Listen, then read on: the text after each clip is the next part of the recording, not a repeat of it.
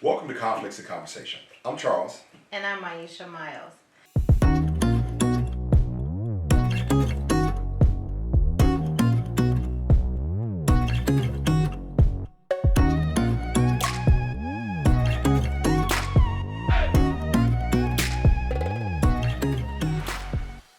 Today we're going to talk about a situation I had, in the car when I asked a simple question, and that is, could you hold my water for a minute?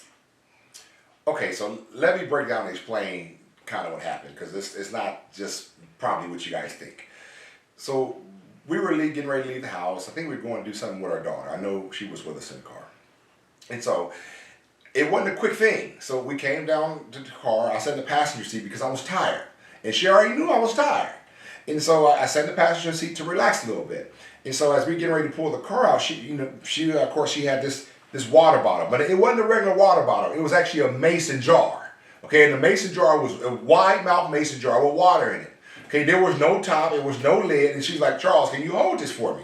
And my first thought was, we got a long ways to go. I don't want to hold this mason jar the whole time because it's not going to fit in the cup holder. Okay, and there's nowhere to securely put it somewhere where all this water is not going to come out over me or in the car somewhere. So my first thought was like, you should have made like a better decision, because this decision right here is terrible. I'm going to have to hold on to this mason jar while we take this long trip. And so, and not like, once again, I was already tired, and I didn't want to be put in this place of already having this water spill, having this water mess up the car. I mean, having this water, do something it wasn't supposed to do, but it definitely wasn't going to stay in this bottle because I was planning on being asleep. So that's probably where the issue started, because I voiced my opinion like right now, like, hey, why'd you choose this mason jar to walk out the house with? And why you laughing funny to me? Because this is real, right? I mean, so and plus I didn't want to hold nothing. Okay, if you know somebody's tired and they want to relax when you get in the car, why do you give them something to hold? So this was my thought process about this. So yes, I was absolutely frustrated. I probably didn't come off very loving at that point. As a matter of fact, my first thought was, you can keep this crap to yourself. I mean, just keep it. I don't want no parts of it. So with that being said, I probably didn't respond the right way, or I didn't respond in a nice way to having this water jug in my hand that I had to hold. So that's where it was. In my opinion, that's where I started. And it went a lot further than this, but she can explain.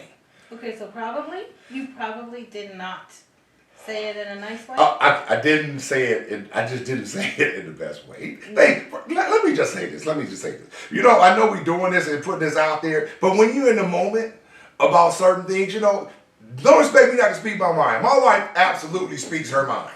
Okay, and she speaks it in the moment. So I'm allowed to speak my mind in the moment too. And if I don't want to carry something, hold on to nothing, when I'm tired, I just want to relax, I should be allowed to do that. Okay, without any interference with anybody else. Most time we go these long drives, I'm the one doing these long drives. I'm the one driving to Arizona. I'm the one driving out to Norco and driving to Las Vegas. So I deserve this moment in my mind. And all of a sudden now I can't have this moment. Yeah, I probably took it further than it was supposed to go. But that was my thought process in the moment. Okay, so the only reason why that was a problem is because, as you stated, you're the one that usually takes these long drives. You're usually the person in the driver's seat. Correct. When we're going to Arizona, Vegas, Utah. It doesn't matter, right? You're the one that's driving from California to those other states. And who's the one in the passenger side holding your stuff while you're going to those other states? Is it you? You have a clone? Or is it your wife? It's you, but let me tell you something. I don't give you no wide mouth ball jars wide open to carry to take with you. It's not like, okay, Mike, you hold on this right here. We have to hold on something literally the entire time we're going somewhere. You're right. You know what you do have? Whole boxes of donuts. You have complete meals. You want me to hold your meal up as you put your fork over as you're still driving. You want me to do these things for you as you're driving. In front of my friends? I'm telling you. The donuts, huh? That's the only thing I'm doing it in front of everybody on the road. Oh my goodness. I don't even understand why this is a situation. Okay, well, let me explain this. When we do go somewhere, she does. Okay, like we get food for the entire car. Okay, she does some of the food. Usually when I'm driving, she'll help to, get the food together. But my point of it is, you don't just hold my burger while I'm eating it. Are you kidding me? Are you kidding me? Well, I have to undress your burger properly, put your napkin on your lap so that you can still drive while you're eating, and then your fries, I need to hold them for you so that you can get to your fries. Meanwhile, my food is over here. Luckily, I don't care about cold food, because if I did... Oh, no, that's not true. That's not right, though. That's not right. Our agreement is when we drive long distance... We need to bring our children in. Let's leave it. We can bring witnesses. Oh, man. This is terrible. I know it's not looking good. But let me just get this straight. Let me say this. We have an agreement. When we drive long distances, okay, the passenger is the one that gets the food together, right? But the passenger's not keeping the food. Okay, you're trying to say like you keep the food. Yes, you hand it out. I mean, you don't like feed me when I'm driving. But you give it to the person like you give it to the backseat. You give me my burger, right? Once you get you give it. But this thing, I'm gonna have to hold the entire time. Is my point. No. There's nothing I can sit down and get it and just put it like in a cup holder. Okay, so I would like to ask you, to be honest, when you have your burger and fries, In-N-Out, let's just say In-N-Out. Okay. Who holds the box for you while you hold your burger? You do hold the box. Okay. While you're eating. Okay. You do hold the box. You said nobody does these things, but I am somebody and I do these things. So, I eat fast. I eat fast. Is that any recourse for what you said? That doesn't rewind what you said, and it certainly doesn't take it away. Okay. So, my point is, let's go to the case at hand. The place that we were having a problem in was literally our garage. We didn't get outside of the garage. I just needed to pull the car out, so I needed him to hold my cup while I was pulling out, and then I needed to put on my seatbelt so we can take off. I needed to make sure the kids had their seatbelts on, everything was taken care of. And in the meantime, he's in my ear talking about all he's not doing and why did I do this, and taking pictures of the mason jar because he wants to make sure that when he shows this proof to other people, they will understand exactly what his point was in not wanting to hold it for me. I didn't say the whole trip. I just said, can you hold it for me really quick? Granted, I could have asked some more questions. I didn't flip the box, so to speak. I didn't ask about it. I just assumed that she wanted me to carry this thing with me for the whole entire time. And so, I could have got some more questions answered about that. I guess truthfully I was frustrated because I'm thinking like, who does this? Who brings a mason jar full of water in the car and expects somebody else to hold it, and then this water not spill out the jar? And so, I probably overreacted a little bit. But you don't look at me. I just tiny bit. I could have been better. I do know I could have been better. I know I could have been, more balanced in some of the things that I was going through. I think too what happened was because I did assume, as you know what the word breaks down to. ASSUME. Assume. That's what happened. I could have did better in that sense. So kind of looking back, I did think, she's right. She does take care of a lot of our stuff when we're traveling, taking care of how we handle things, because first she got him like, Charles, wait a minute, what you mean you can't do this right here or you don't want to do this? I do this all the time. And I literally didn't see at first how she did it all the time. And so when I started looking back, I said, oh, okay, it is, you do it all the time, rather. But because I looked at it different, I know a lot of men also are very similar in this thought process, because we're thinking it's one thing when it's truly another. I didn't handle it right. And so my goal now my goal in this and having this conversation was, to look at the fullness of things. I should have been able to hold that thing as long as she needed me to hold it, honestly, and without, getting upset about it, not, without getting bothered by it. But this is where I was, and I'm gonna be very honest with you.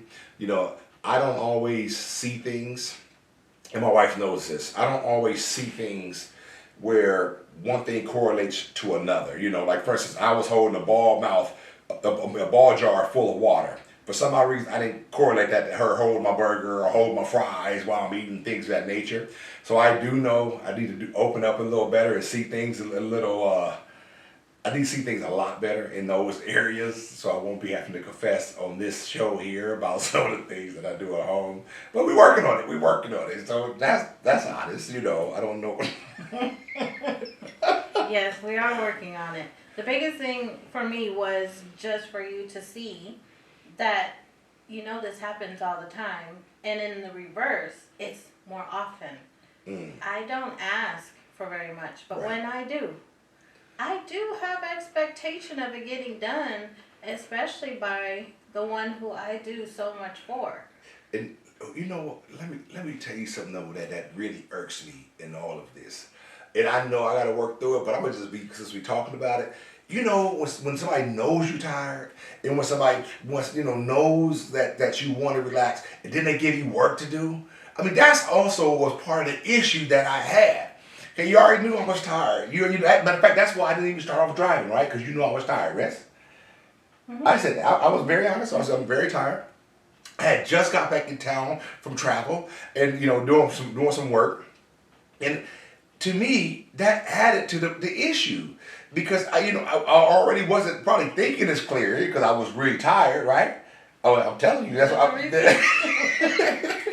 You're being serious? I was tired.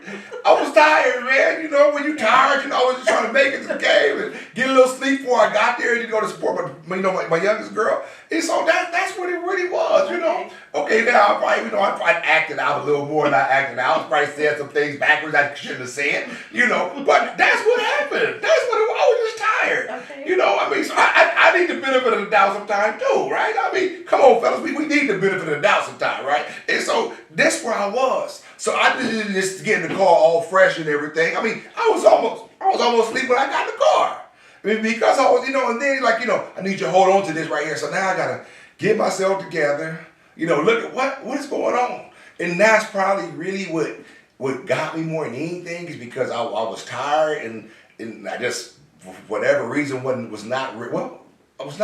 ready to do anything more than what I was doing. And to be fair, I'm sure she had these moments too, over and over and plenty of time. And I'm sure she doesn't give me the smack talk though that I was given that day. So and to be fair, I do recognize that. I do realize that. I could have been a better man. I could have been a better man that moment, that day.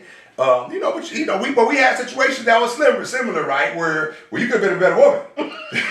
You could have been a better woman. You know what I'm saying? You got we want some things too. Could have been a better woman. You know what I'm talking about? It does. It does.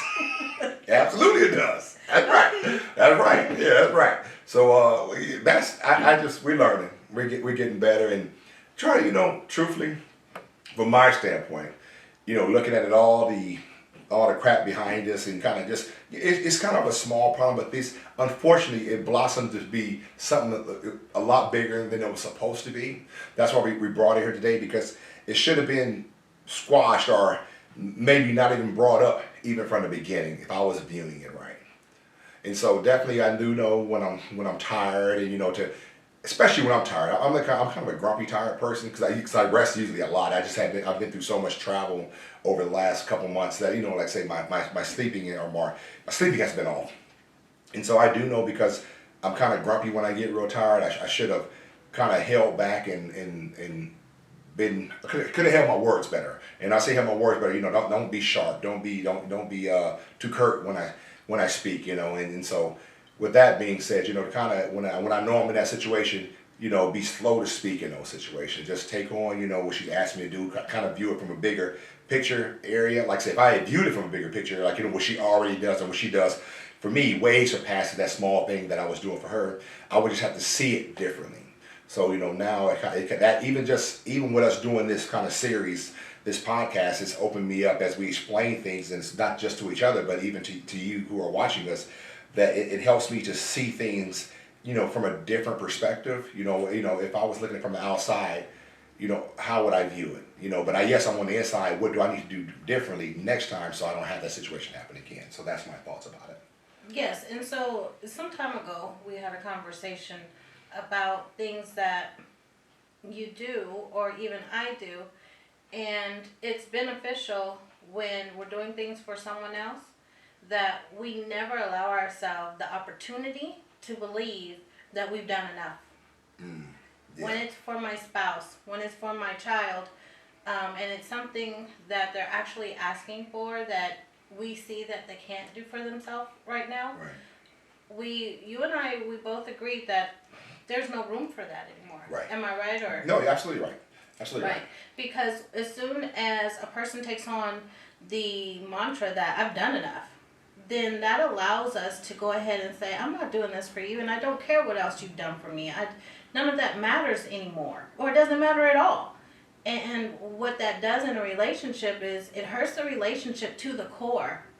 And when you hurt something to the core, sometimes those wounds, they don't recover. Not easily, for sure. Right? Yeah. Sometimes they don't recover at all, and then those that do, it takes some time. It's a process, right? So the goal here, I know it's funny. It is funny because we laugh about it still. I mean, I was just teasing them about it this morning. The point is that these things we can tease about, we can talk about, we can share, because we've gotten to a place where we understand what is most important for us. And for me, it is being seen, it's being heard, okay, it's being acknowledged, it's being touched to my heart, where I say, I need something. Oh, okay, well here, I'm willing to do it for you. I don't need to go and ask somebody else, because I have somebody who's able and willing. Right? That's what makes all the difference for me. If you're able, that's great. But are you willing? That's even more important for me. So if you're willing as my husband, then I feel cared for. I feel protected. I feel loved. I feel wanted. Right. I think from my perspective, even just picking up where she's coming from, some time has passed since we first started, when she first introduced that concept to me, like, for your wife or your family, there's never a time where you say I've done enough. Because I was big on that, because I work a lot of hours in general. I've worked a lot of hours in the past, a lot of travel. God has always blessed me with wonderful work. But with that being said, you get to the place where, I got to the place where I'm like, hey, I'm bringing home the bacon, so to speak. I'm, trying to take care of all of the, work that needs to be done, far as, taking care of things outside the house. And so my thought process, when I get to the house, my wife got stacked things inside the house. I never, really had to worry about that so much, because she's always has done that.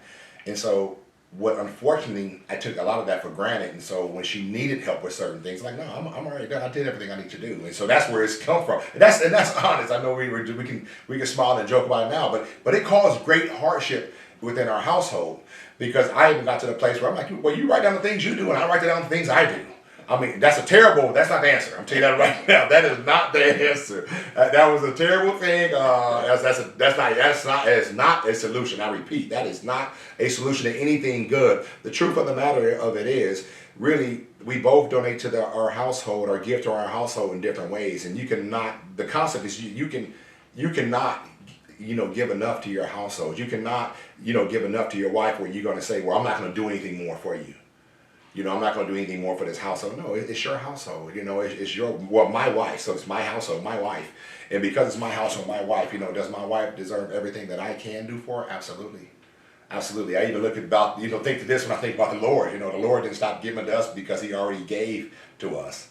Right? And in the way a man is supposed to look out for his wife, and the way a man is supposed to look out for his family, he's supposed to keep going. But even as a pastor, I didn't realize or think of it in such a way. I just think, I did all this right here, I did all this right here, and now I'm finished doing all of anything.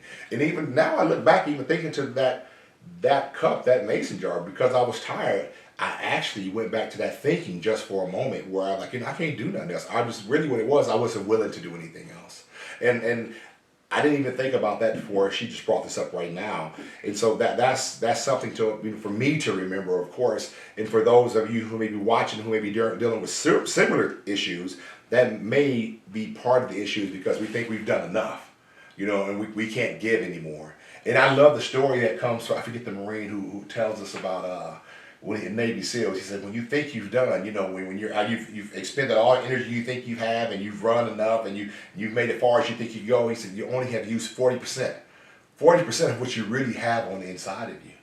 And that just came up because that thought process. So 40%. So when you think you're tired and you've done enough, and you've done all the running, all the working out you can do, you're only at 40%. And you got 60% more that you can actually do. It's just, are you willing to push past the point of pain, the point of where you believe that you should have to go? And that came up, just as we talking about this. Yeah, and I love that because we were in a training at one point, and the trainer said, "Don't should all over me. I don't want nobody shoulding on me." And when I thought about it, I said, "Oh my gosh, I don't want nobody shoulding on me either. Don't should on me." So when it comes down to it, what should you do? What is the thing you should do? Instead of telling someone else what they should do, what should I do? What more can I do? What more will I do for this person? Have I exhausted all avenues of love and affection towards this person? Have I given everything to them to where that they can never deny that I am completely for them? Yeah. Have I done all of that? I mean, because I look at Christ and I say, boy, he gave his whole life. Right. And then in the scripture it tells us that, as Christ loved the church, a man should love his wife. Correct. Right? I know when I get tired, I get to the place where I say to myself, I'm not doing this S. That's. I'm laughing because for me it comes out like, okay, so I love watching toddlers because they're so absolutely honest, and my husband is the same way. Like, if you pay attention to any adult, you can see them as a 4 or 5-year-old when they get upset, because how they get upset is usually how they were at 4 or 5 years old. His way of throwing a temper tantrum is, I'm not doing this and you can't make me, and we're like, who's trying to make you? Who said that to you? Why are you feeling that way? No, where's this really coming from? Because it's not about a mason jar, is it? But that's his truth at the moment. Sometimes that's a good. Thank you for that saying that. Sometimes that's just my truth at the moment. I'm working on that truth though. I'm working to make that better because I know it don't look good, And so the goal is to be better for my family each and every way, and to recognize too my limitations. And I do know one of my limitations is when I get real tired, I can be easily aggravated. I can be easily motivated to say and do the wrong thing. That's probably the best way to say it here right now. And so definitely, and